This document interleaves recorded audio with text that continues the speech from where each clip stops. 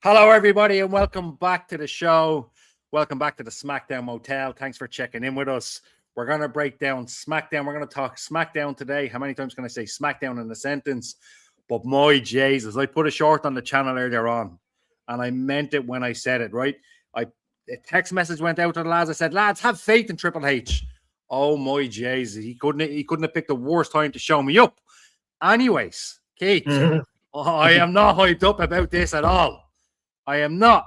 I just can't. I don't understand. And I don't mean to start the show in a negative, but we are going to talk about SmackDown. And this week, it's a bit of a chore to talk about SmackDown. But before we go any further, Keith, I got a quick hello at the start. Tell everybody, not who you are, because I nearly said who you are, but tell everybody how you are. I'm good, Brian. Not too bad. It's a Saturday. Enjoyed myself there today. Not in that way, but no, I had a good day, anyways. And how was your day today, anyway, with the family? You look like you had a blast. I had a great day. We were at the Blanche Fest. So anybody who's seen the short earlier on and looked at the back and like that looks a bit strange. I was at the Blanchardstown, the Republic of Blanchardstown. They had a festival today, and it was fantastic. It was brilliant. Whereabouts was that exactly? Blanchardstown. No, I know in Blanchardstown, but where exactly in Blanchardstown? Beside the drive-through McDonald's. But pick me up some Vader socks. Picked that up some too. We picked. It was just a really cool experience. There's lots of bouncy castles. The kids had a blast. Bumped into a load of friends from Blanchardstown, and it was a real blast. Like do you know the top off for me was for the whole thing was you wearing the MJ jumper. So what Keith referring to is, and I've worn a couple of shorts. Sorry.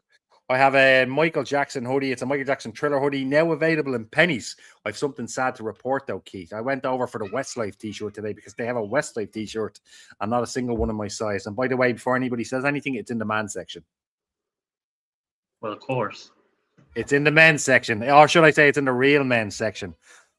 Before we get into SmackDown, let's take some comments because they are building up there.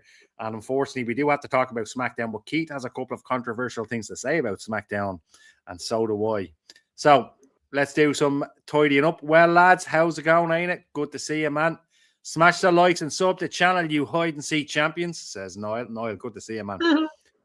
Hello, lads. How are you, Sharon? How are you? Aina, you're a diamond. Thanks, man. I appreciate that. Aina, I heard you were in the shop the other day.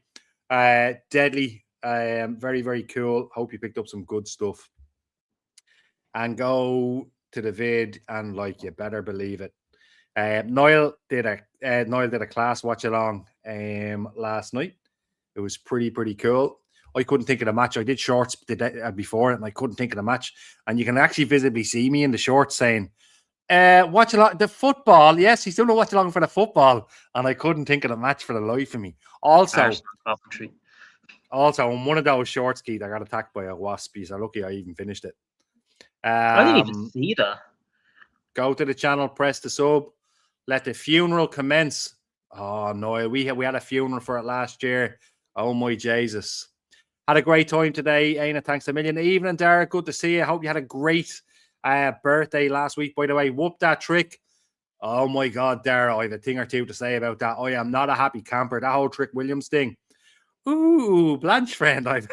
Oh, Noel, you should have seen it. You should have seen it. It was great to see all my friends in Blanchardstown.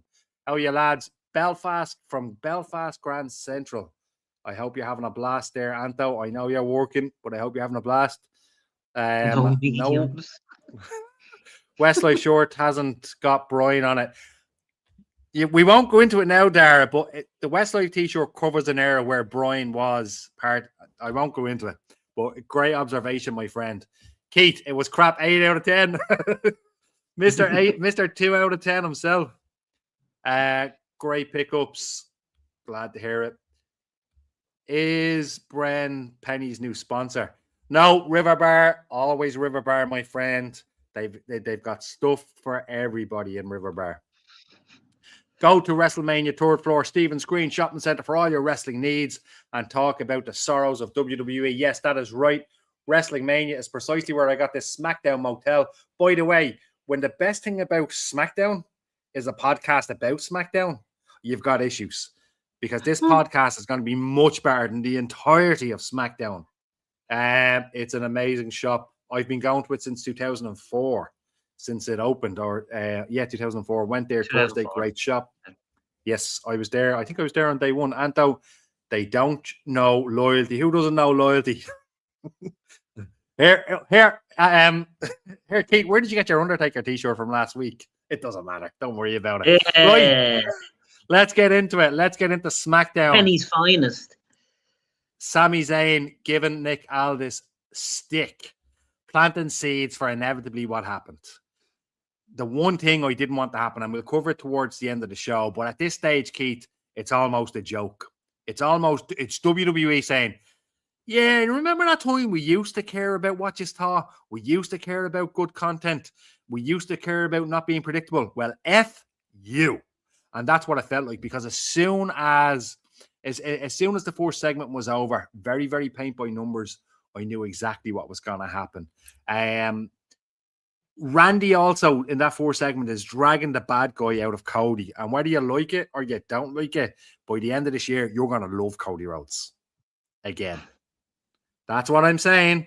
That's what I'm saying. And by the way, there's a few people out there that said Cody is poor on the microphone. Few people, and they are wrong. Absolute madness. Cody was great here. So was Randy. So was everybody. In saying that, it planted seeds for what we knew was going to happen.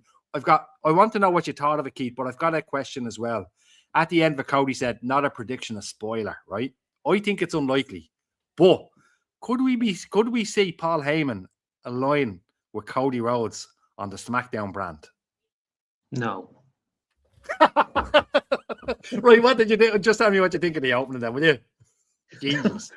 The start of it I liked. I liked the when they were backstage. I didn't really care much about Sami, to be honest with you. But what I liked how they transitioned into how Cody was on the TV, and then Randy was there chatting to Sami, and then you see Cody on the TV. I thought that was pretty cool. Yes. But it's kind of a bit of the same shtick that we're kind of getting all the time, if I'm being honest with you. Like, it's kind of the same format with these two that they're just talking, and it's just like nothing's really kind of different in what they're saying. So it was a good segment, but it's just like it didn't really captivate me. Do you know what I mean? Like, it didn't really like. I agree. You know? I agree. It was very paint by numbers, as I said, and then it went into a tag team match. Listen, the tag team match was good. It was Tama Tonga and Talatanga versus Damien Priest and R-Truth. Do you know what, Brent? The match itself was good, right? Go on. Yeah. Sorry. Sorry. I just wanted to just quick say something there. I liked what they did backstage there with the Tongas, but I like when Haku comes into it, because Haku has an aura about him, has something about him that's actually giving these two lads a bit of something. I think just without him, they are going to be absolute. But it's Haku, I feel it's giving him a bit of an edge. And they were saying that the tag match was like, it was all right. You know. Listen. You bring up a good point there, right? First of all, when those lads spoke, brutal. When Haku came in, sweet Jesus, it's good. So shut up, lads. Let Haku do the talking. However, bringing Haku in is a good move, but inevitably they're probably going to end up on the chopping board anyway. But I think it saved them or given them extra time in the WWE. And look, to be fair, the match itself was good, but WWE know we want Damien to just give R-Truth a bit of a hiding and go in his merry way and be a bad guy. They know it, and we know they know it because of how Damien Priest got into the ring as if he was about to do something, and then he didn't, right? Here's the thing. Paul Levesque, Triple H, right? Love you, man. Thank you for everything that you've done and all that. But this long-term storytelling, shove it up your arse. Because not everything has to be long-term storytelling. You know what I mean? This is long-term storytelling at this stage.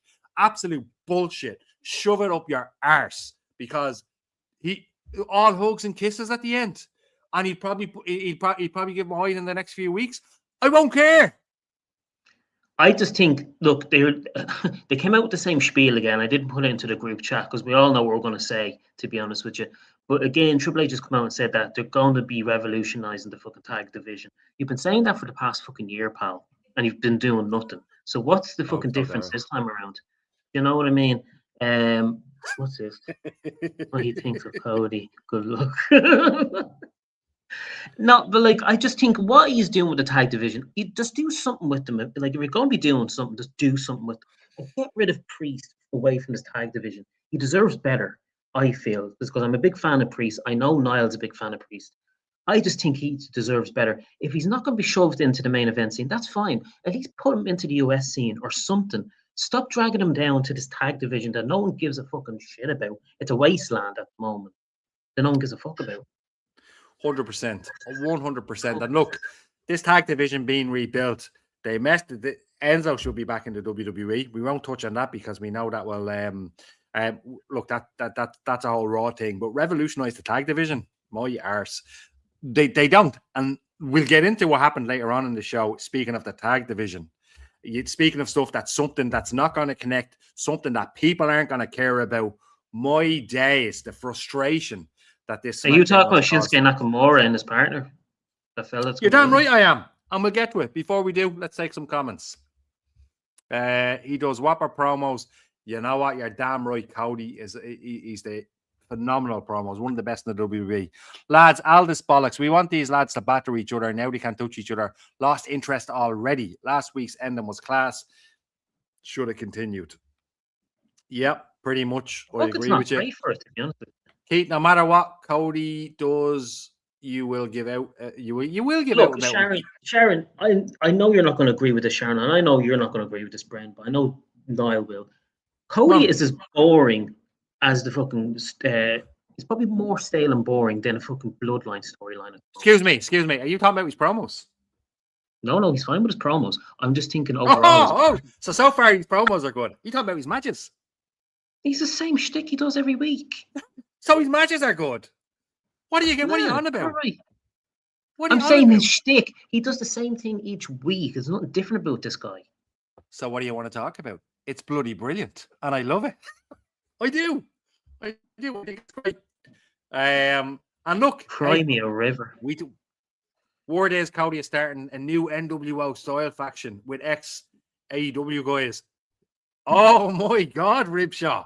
If this is true, like I said, I've said it for a while now.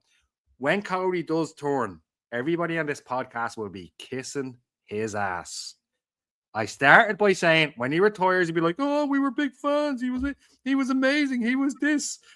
And now, when he goes back, going, and if they pull the trigger on that and they do it effectively, we are in. I bet you they won't, Brent. I bet you they won't. This is going to be another John Cena moment. I'm telling you. This is going to be John Cena from years ago where they're not going to fucking pull the trigger, where they needed to pull the trigger years ago and it was too late when they pulled the trigger on his retirement. I get the feeling that they're not going to. And look, Sharon saying Anto thought Damien was going to turn on R-Truth, and it was the right time to do it. But I WWE, so. When it comes to timing, very bad. Damien is best on his own, 100%. Damien, 100%. And it's coming out, Sharon. Long live the original Judgment Day. Long live the original Judgment Day. They're still going. They're still bloody going. Priest versus Chad. Let's have it. Priest versus Baron Corbin. Let's have it. Brent, what have we got? Like, what have we got? Like, go on. Oh, yes. Shit. You know he's messing with you, don't you? He is not fucking serious. Hey, he should have been champ. Not a 50-year-old shouldn't be champ.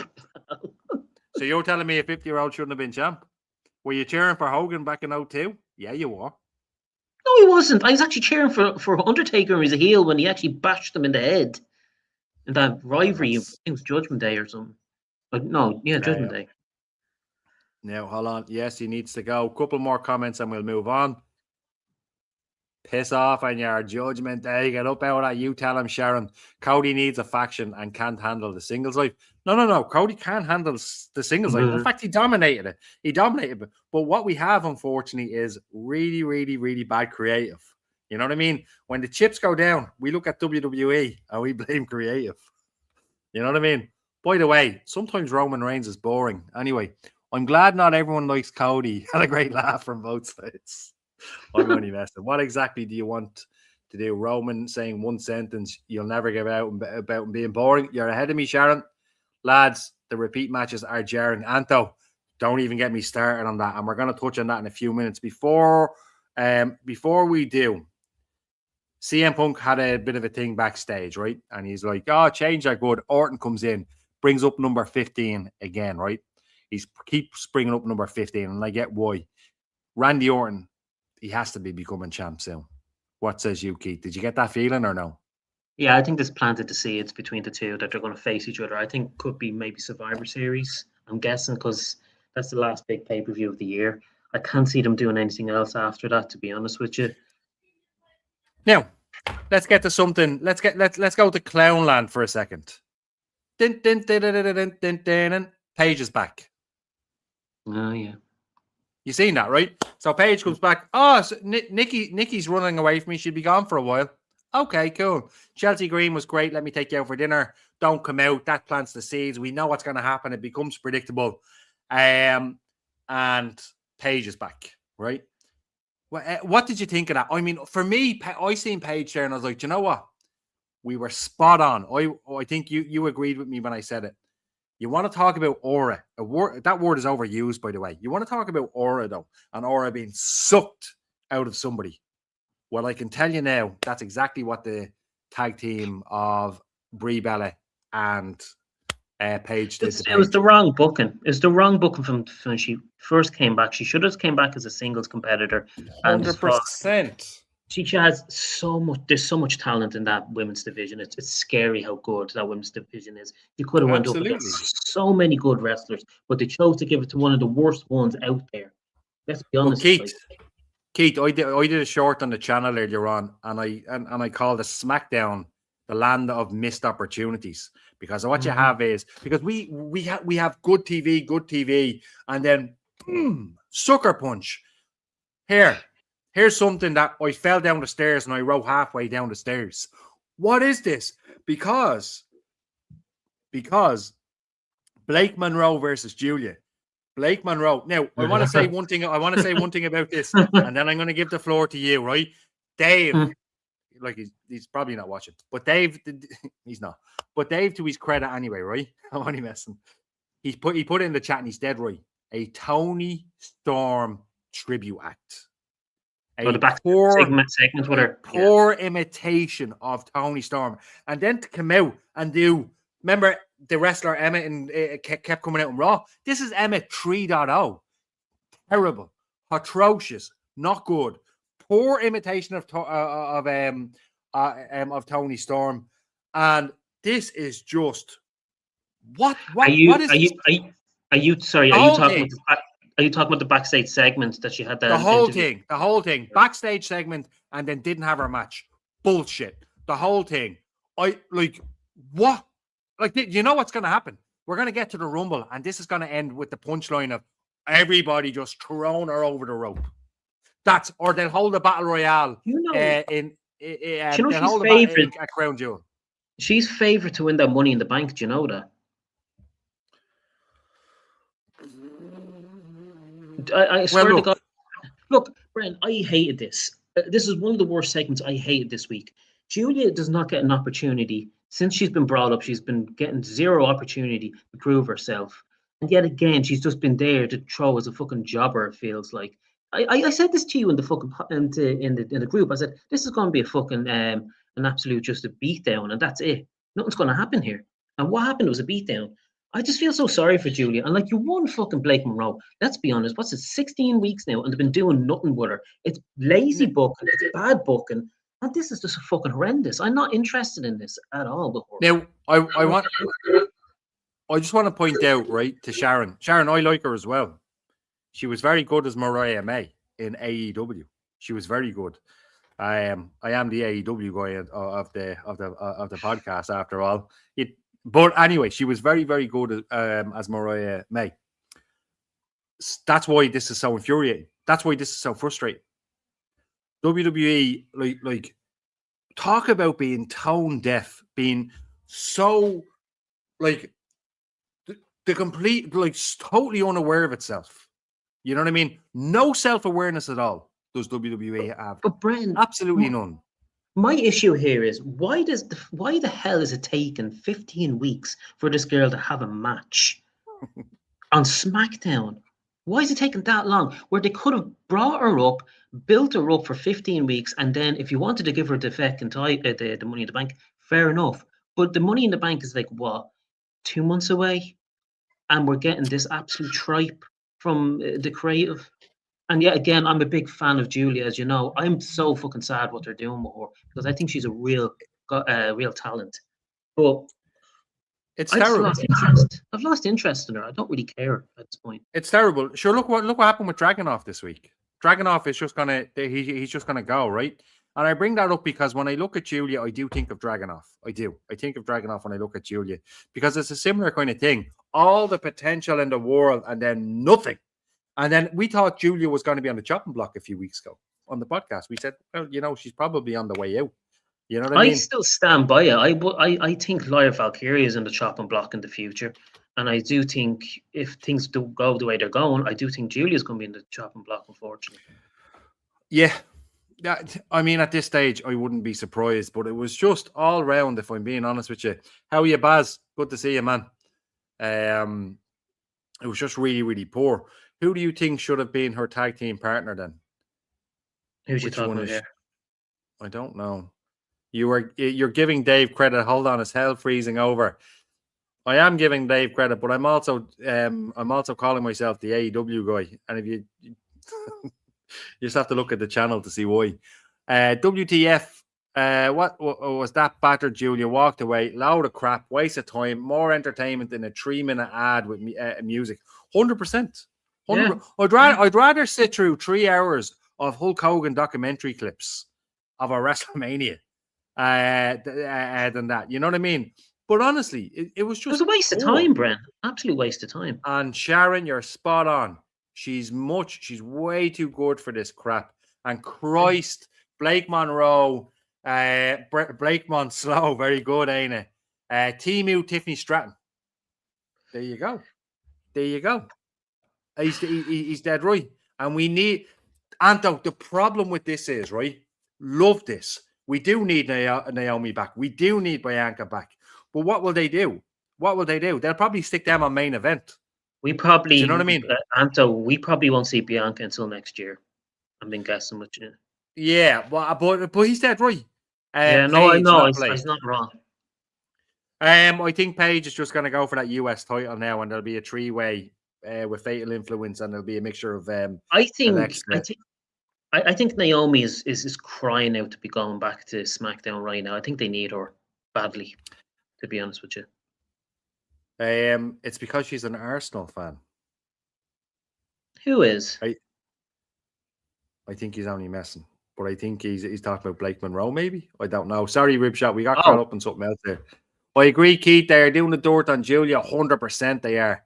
Apparently, 7 wrestlers are set to leave, and Rusev is one. Ain't it? That's a good point, right? So I did read during the week that there's loads of contracts coming up in WWE soon and loads in AEW. So you're probably going to see a couple of roster swaps. But listen, look, if you're a wrestler at the moment, WWE is not an attractive option. Ricky Starks. Do you know what I mean? Royce Keys. Johnny G. Don't even get me started on Johnny G. Johnny wrestling. Absolutely horrendous. I'm surprised we didn't see what they did with Rusev. We didn't see Johnny G this week, actually. We saw a water bottle getting fucking smacked out of it by Sammy. Well, that's his weekly thing, isn't it? Waste of talent, indeed it is. I hate Blake. She is Tiffy lookalike and trying hard to be like her. I think she's trying to be more like Tony Storm. Anyway. Let's get into Trick Williams, Keith. Let's talk about this. Because my God, this continuing. Look, we kind of knew it was continuing anyway. But let Corbin move on. You know what I mean? Put Williams in the main event scene. It's about bloody time. And look, the best thing to come out of this segment, and probably one of the best things to come out of SmackDown, the title belt is off getting a haircut. Finally, the US title's going to look normal. But look, Bren, why is he coming out on a bike for? He's just acting like a fucking twat coming out on a bike. Why? What's the fucking purpose of it? Everybody knows that when a wrestler comes out on a bike, it's a lot of balls and it just doesn't suit them and they look stupid. In fact, no wrestler should ever come out on a bike because every time Taker they do. came out on a bike and it suited him. Oh Lord! Look, I'm actually optimistic about Corbin. However, this whole thing, like, it's a cool little twist having the little bow fella for 5 minutes. It's a cool little twist, right? But if Trick wins back the title, what was the point? What was the point? I don't think and so. if Corbin wins, which likely he will, like, what does that even mean? Does the little bow fella, does he screw Trick over? I don't know. Either way, didn't like this at all. I thought this was a load of silly balls. Like, this is just fucking absolute shite. Like, to be honest with you, when I was looking at Saturday night's main event, I know there's only 2 matches on it so far, before this one was announced. But just for the water bottles, yeah, like, it's like fucking water bottles scene everywhere. But like, when you look at it, Brent, like, I was looking at it, Cody Rhodes versus Randy Orton for Saturday night's main event. Okay, that's cool. And then we're getting Obafemi versus Braun Breakers. Like, okay, that's another good one. Okay, they're actually doing something good here for fucking Sunday night's main event. And then we get this horse shit. We're getting Rumpelstiltskin against a mid fucking rapper that no one gives a shit about. Like, wow. Come on. No one gives a fuck about this. Why are you giving this? Like, who in the writer's room actually came up with this and actually said this is a good idea? Honest to God, who gives a shit about this? I don't. This is my piss break. And I love Trick Williams. I love him. But, like, Trick Williams needs to go far away from Rumpelstiltskin. Just get away from this fucking clown. Get away from him. Just go to the main event scene where you fucking belong and get that fucking money in the bank and get your title, pal. Fuck that little clown. Don't give a fuck about him. I think that's a nice little wrap-up segment to that because I agree with everything you said and I couldn't have put it any better. Aina's in. Let's recap just 1 week ago. I was saying that the bike was good. I actually do think the bike is good. I was only giving Keith stick about him saying it was crap and then being a big Undertaker guy. Yes, Keith, wrecked the place because Anto's out wrecking the parking lot at the motel at the moment. It is not good. Look, I love Kevin Owens and what he's doing. Every time Kevin Owens is in a backstage segment, it's gold. It's gold, right? He was in the backstage segment. Finn Balor interrupted, and that was pretty cool. And then Gunther came in, but Kevin Owens throughout all this was like, "Oh look, here's somebody else interrupting. Oh look, here's somebody else interrupting." I thought Kevin Owens was amazing in this. Balor's gonna get a hiding off Gunther in the next while. You want to talk about missed opportunity and wasted talent? What the fuck are they doing? Sorry for cursing. What are they doing with Finn Balor? This is absolutely horrendous. Unfortunately, Anto, we don't have the facility for the big screen. The Big Bucks production goes to Pro Wrestling Weekly. We don't get that budget. It's too late to start the counter, ain't it? Way too late. And Keith, I love you, says Dara. Yeah, Keith is deadly. Love how he speaks his mind. He does speak his mind almost a bit too much. I love the fact that KO and now keeps the stunner alive. Abso-freaking-lutely, Anto. Bren, he was wasted already. I agree with you, Aina. What are they doing with Finn Balor? Because this is just setting up. He'll get one over on Gunther in the next few weeks. Gunther will put him to sleep and he'll mosey on into another feud. It's not good enough. Balor deserves better. This whole segment, it was cool for Owens. Owens looked cool throughout it all. They planted a couple of seeds, but we know it's not going to end up good for Balor, which absolutely sucks. There's too much going on here, Brent. There's just too much going on here. There seems to be no direction going at all with anybody here, because what they should have done was they should have put Finn Balor in the actual main event scene. Even if he's not going to win it, but freshen the main event scene up. Give us something different. Give us Finn Balor versus Cody Rhodes. Give us Finn Balor versus Punk or whatever the fuck. Like, you know, it's just like, what was the point of the segment? Is it just to boost Kevin Owens for him trying to win the WWE title, which never happened, to be honest with you? So, look, I feel bad for Finn Balor. I just think they didn't really have a plan for him. They just threw him over. SmackDown and I just went for let's see what happens. We'll go with fucking whatever happens. I don't give a shit. 100%. Darren, I will not leave Keith alone.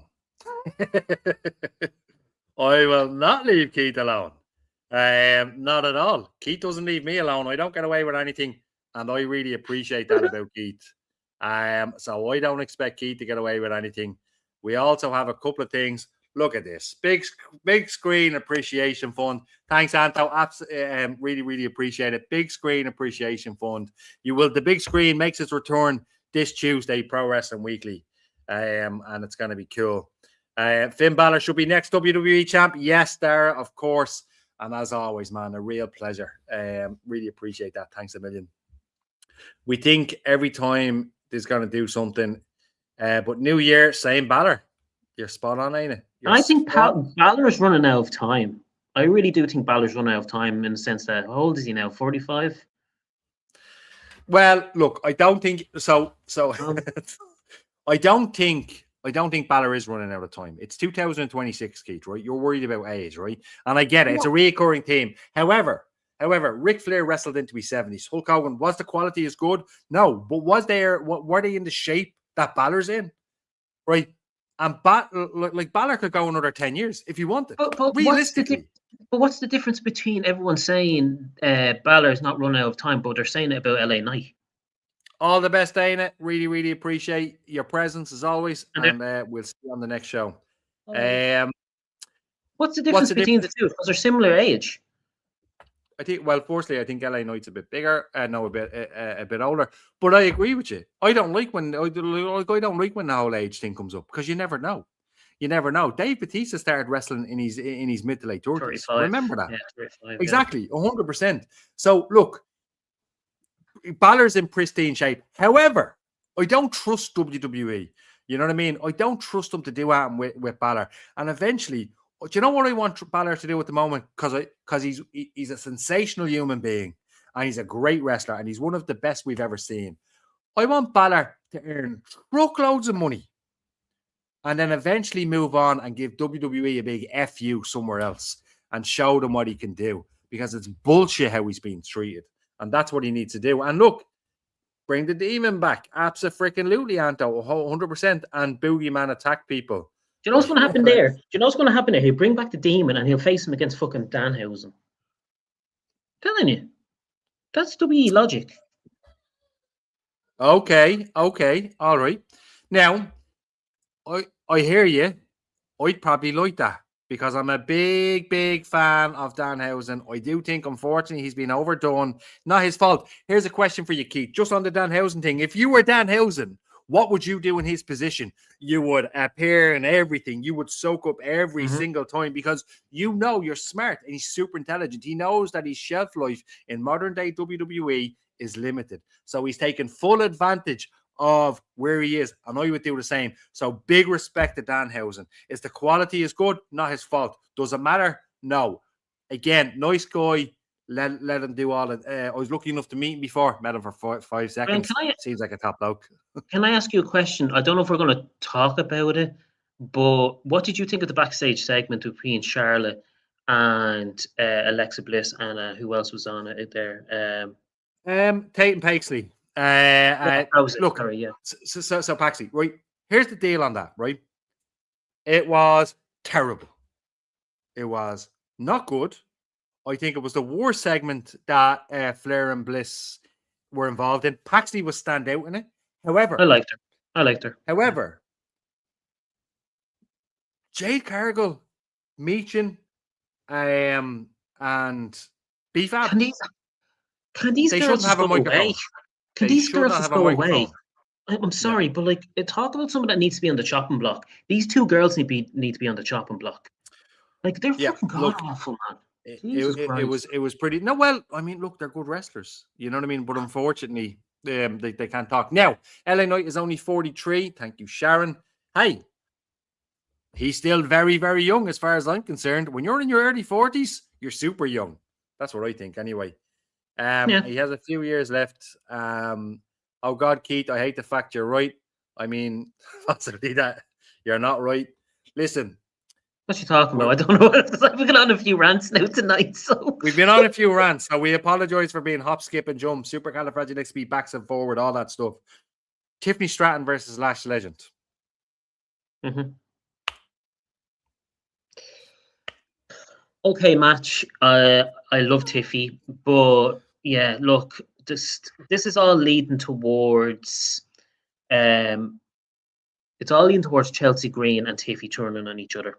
Well, sorry, it's leading on Tiffy turning on Chelsea Green, I think, down the line.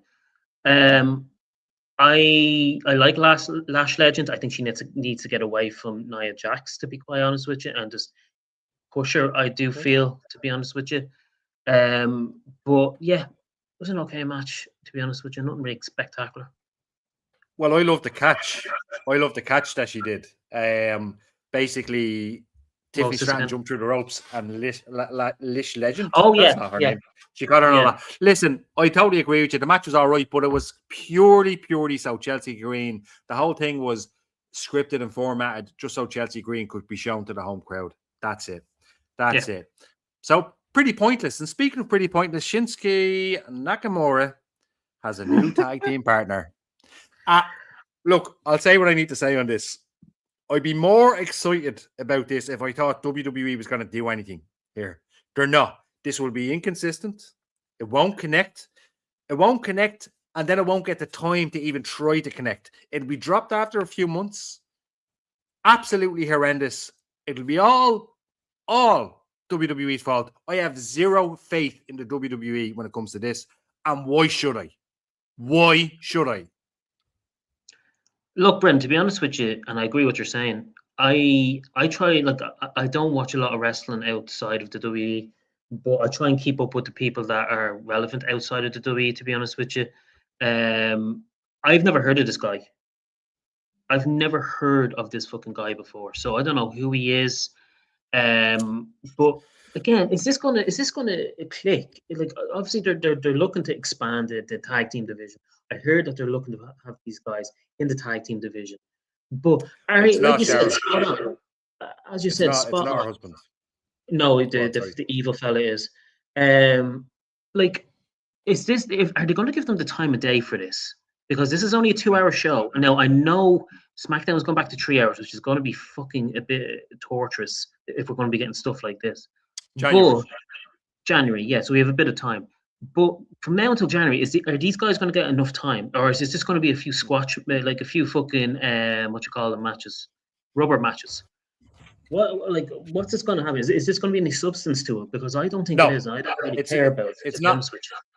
It's not going to connect. It's not going to get the time to connect them because it didn't connect in the first place. And WWE are like, well, why isn't this working? It's not working because you are brutal at doing this. I love the WWE. I love the WWE. I've been down since, not day one, but I've been down since I was a kid, right? I've watched the WWE when it was WWF in the late 80s, watched it all through the 90s. Hell, we're doing an Attitude Era show. That show is tomorrow night. We're going to be covering D-Generation X. More on that in a few minutes.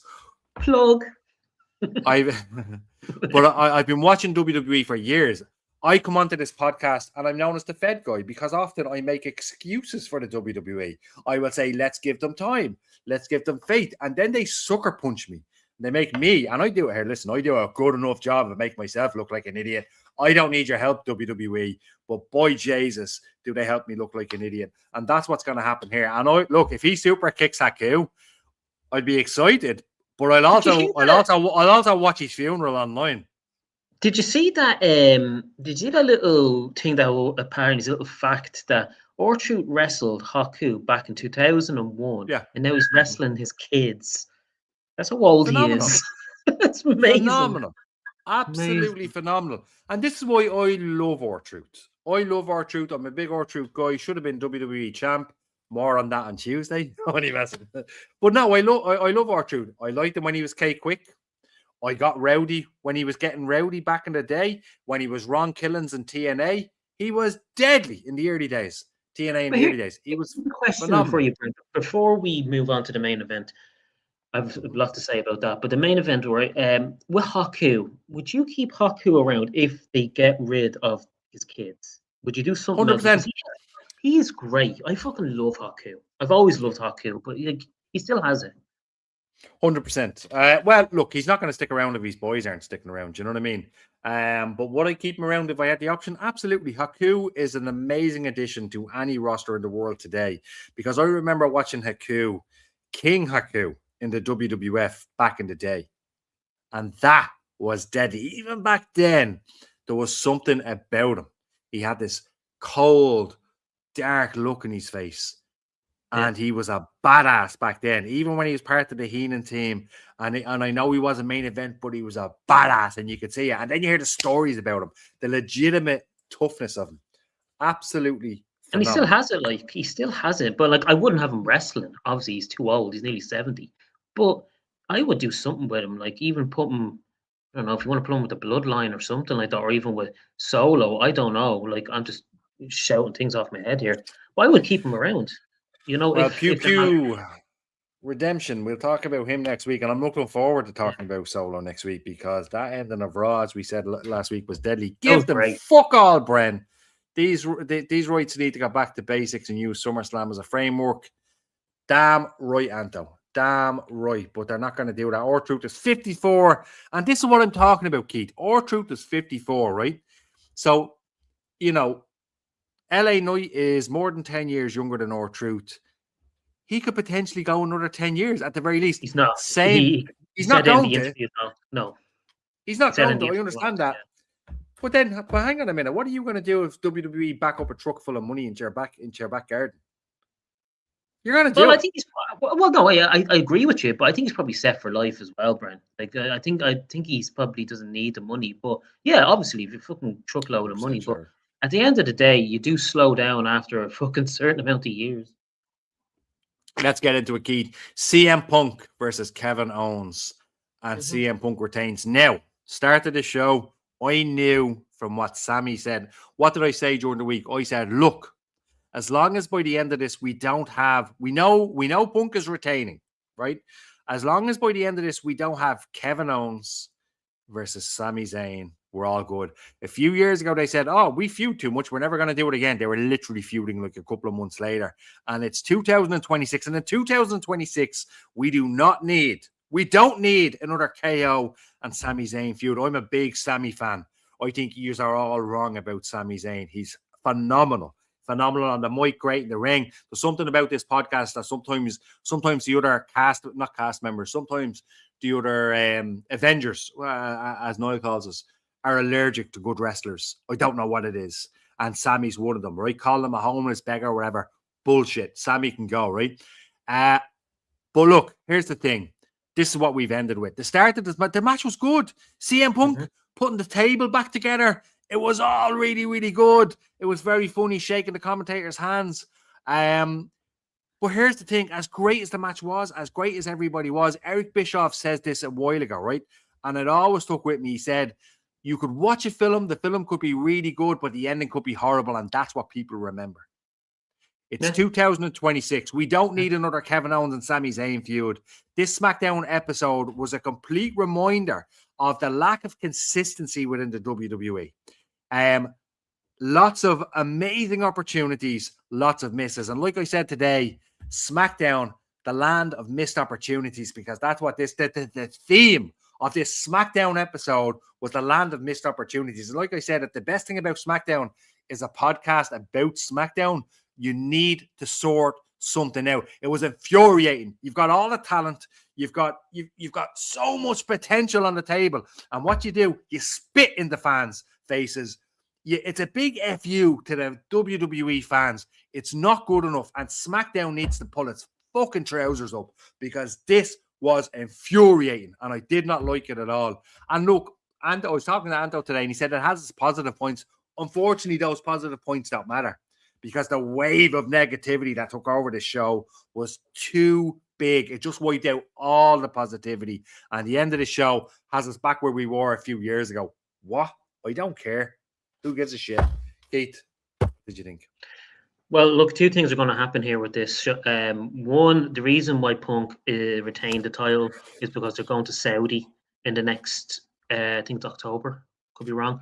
So they're going to, apparently what they're doing there is they're going to do Punk versus Roman Reigns again because it's a big main event for it. So it's title versus title. Well, without the title, do you know Who what I mean? cares? I know.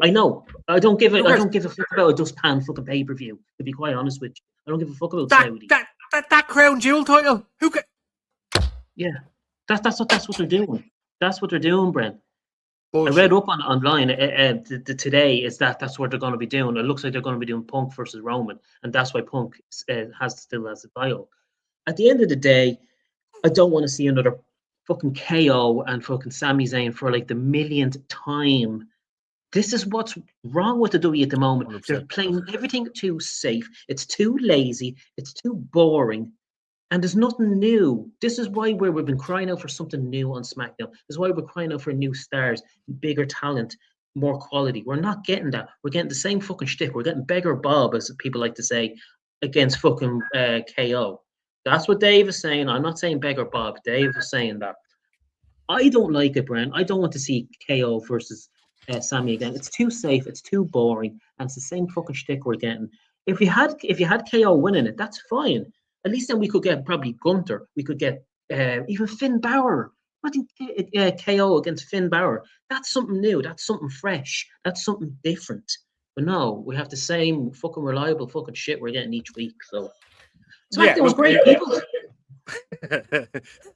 9 out of 10, says Keith. 9 out of 10. 9. Do you know what? It was shit. 9 out of 10. Sean, man, good to see you. Reminds us of the same shit. They only care about rolling in the money and not the good storytelling. Bren, the positives outdone by the negativity. I was fuming at the end of that show. I know, Anto. It's just basic.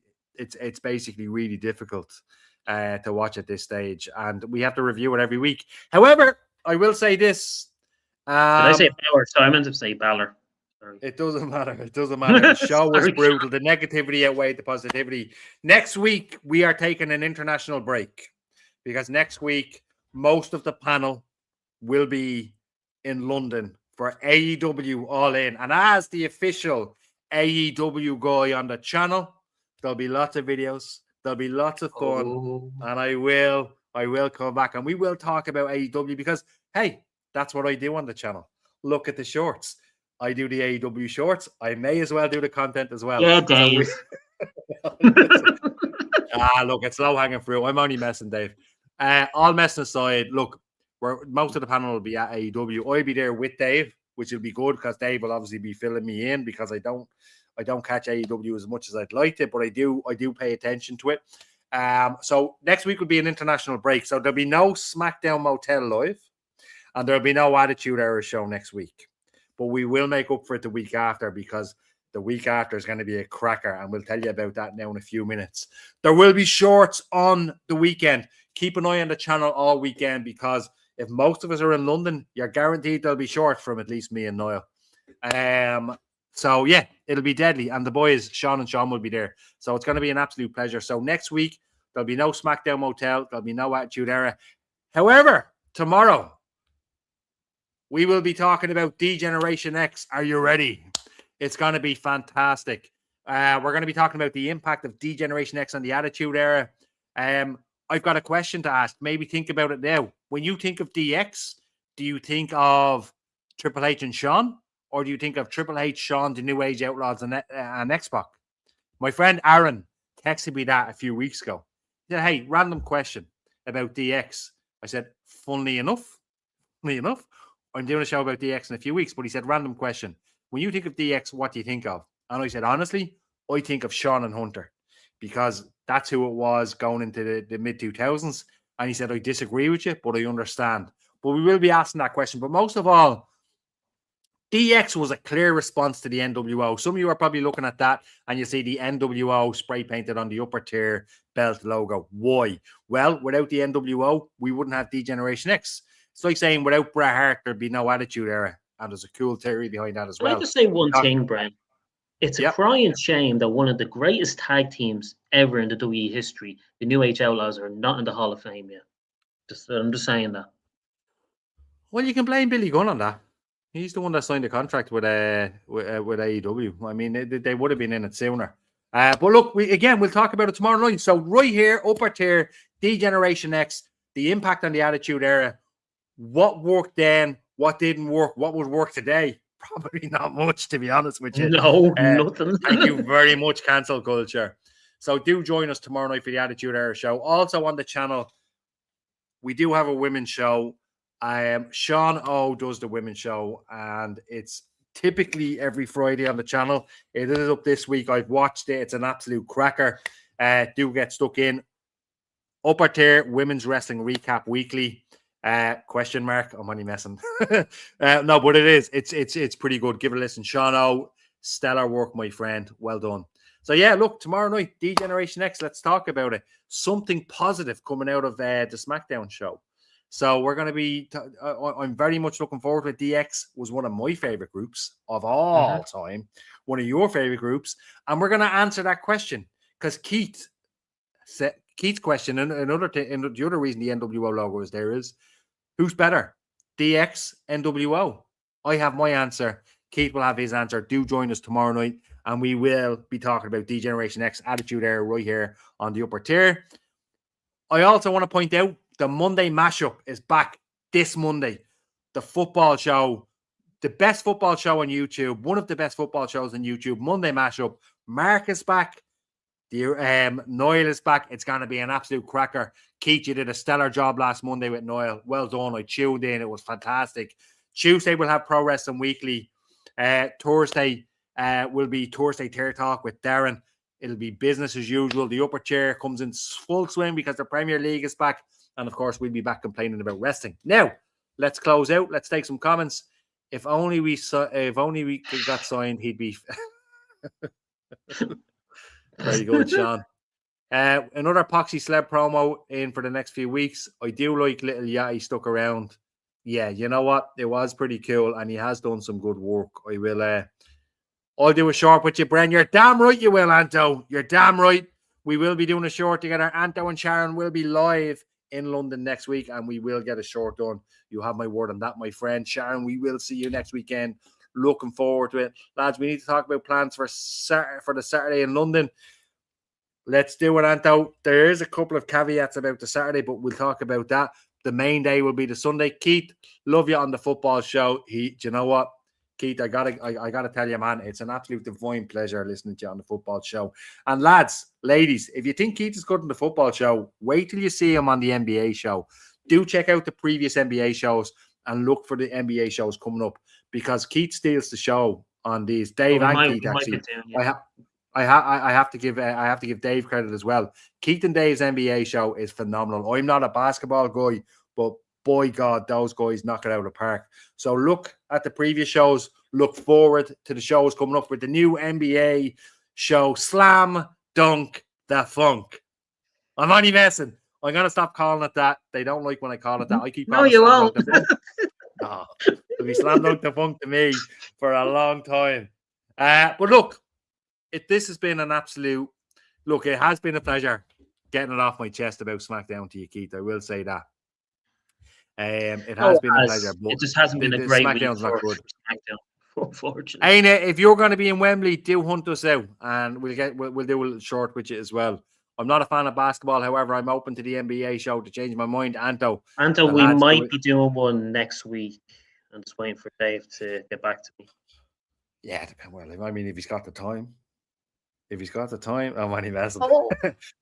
I know. Look, I will. Look, seriously, what you lads are sitting on a gold mine with that show. I really hope people tune in for it, and I think they will when they see the fourth show. I can't wait for the NBA show. It's going to be a cracker, and I can't wait.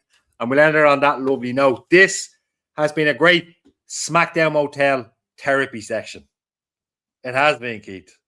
Yeah, it hasn't been a great week for SmackDown, but look, hopefully next week, even though we're not doing it next week, it'll be a better week for SmackDown. Please, God.